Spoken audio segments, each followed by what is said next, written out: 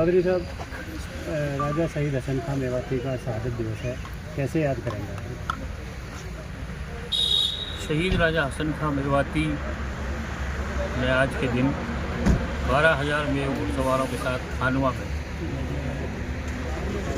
राणा सांगा के साथ लड़ते हुए और मुग़ल शासक बाबर के खिलाफ कोई युद्ध हुआ था, उसमें अपने देश के लिए अपने प्राणों की आहुति दी थी और उसमें सभी लोग शहीद हुए थे। और ये देश के लिए मरने वालों की शहादत सबसे बड़ी इतिहास की एक शहादत थी। और इसके अंदर सबसे बड़ी खास बात ये थी कि उस तरफ से बाबर ने ये कहकर शहीद हसन खां मेवाती जी को अपनी तरफ मिलाने की कोशिश की थी कि हम और आप मुसलमान हैं, लेकिन उन्होंने वतन परस्ती को बड़ी माना और एक नई मिसाल कायम की कि वतन के लिए वो लड़े और राणा सांगा की तरफ से वो लड़े और उसमें उन्होंने अपनी जान दी।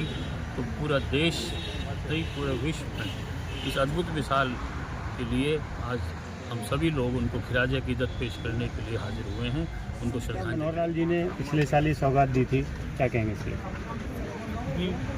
आज घासेडा में भी श्रद्धांजलि सभा हुई और यहाँ पर भी हुई और इसके अलावा भी सभी मेवाती आभार व्यक्त करते हैं और धन्यवाद करते हैं हमारे देश के यशस्वी ऊर्जा मंत्री और उस वक्त जो मुख्यमंत्री थे आदरणीय श्री मनोहर लाल जी का, कि जिन्होंने मेवात के सभी शहीदों को याद किया और राजा शहीद हसन खां मेवाती के नाम पर विशेष दिन का ऐलान किया और उन्होंने इसको एक राजकीय समारोह के तौर पर यहाँ मनाया पिछले साल 9 मार्च को। और हम लोग आभारी हैं आदरणीय श्री नायब सिंह सैनी जी के भी, जो आज मेवात के इन शहीदों को इतना आगे शहादत को आगे बढ़ा रहे हैं और मेवात के शहीदों को जो सम्मान भारतीय जनता पार्टी के राज में आदरणीय मोदी जी ने दिया है, ये कभी भी नहीं मिला। इसके लिए हम सभी का सम्मान और धन्यवाद और आभार व्यक्त करते हैं। वशिष्ठ साहब, पिछले साल राजा शहीद हसन खां का स्टैचू मिला, इस बार मुख्यमंत्री नायब सिंह सैनी, पूर्व मुख्यमंत्री एवं कैबिनेट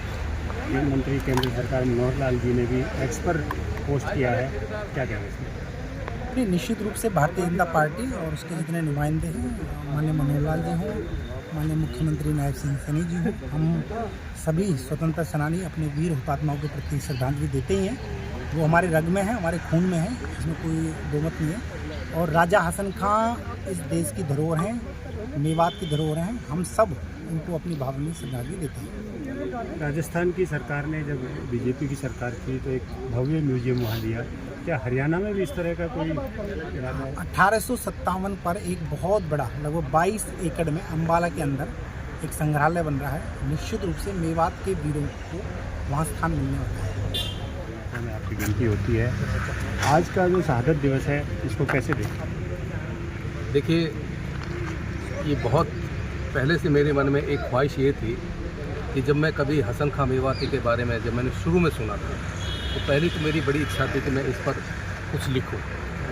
और ये देखिए, ये संयोग था कि मेरा हसन खां मेवाती का जो पूरा वंश है और जो खानजादों और हसन खां मेवाती की जो शहादत इस देश के लिए इन्होंने दी है, उसको लिखकर मेरा कभी 1-2 साल पहले एक नॉवेल भी आया था, खानजादा।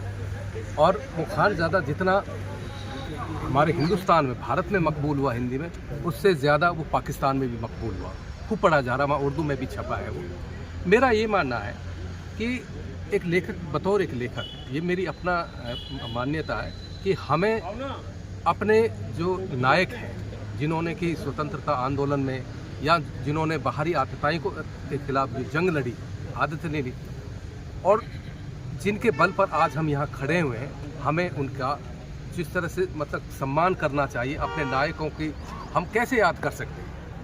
उनको याद करने का एक सबसे बेहतर तरीका होता है कि हम उनकी प्रतिमाएं स्थापित करें। और मुझे जब पहली बार मुझे ये पता चला कि जिस कस्बे का मैं हूँ, नगीना का, उस कस्बे में हमारे मेवात के नायक, यानी कि आज का आयोजन आपने किया शहादत दिवस का, दूसरा आपने बहुत सारी डिमांड भी रख दी कि नगीना भी बहुत पिछड़ा हुआ है, जो क्या कहेंगे?